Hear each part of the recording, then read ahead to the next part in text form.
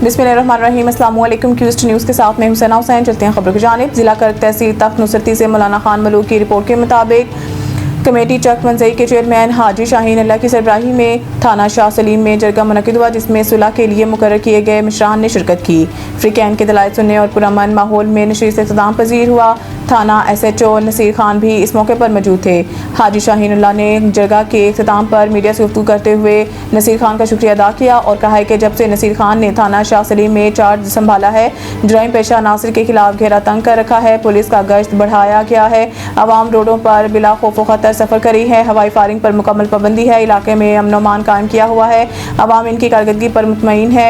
अवाम को अदालत के चक्रों से निजात दिलाकर सुलह करने के लिए किरदार अदा करे हैं। मिशरान इलाका की इज्जत को बरकरार रखा है। अमीर और गरीब के सरबराह इस्लाम है। हाजी शाहीन अल्लाह ने मौसूफ को इस्लाह के सफर चक मंजई कमेटी की तरफ से भरपूर ताउन का यकीन दिलाया।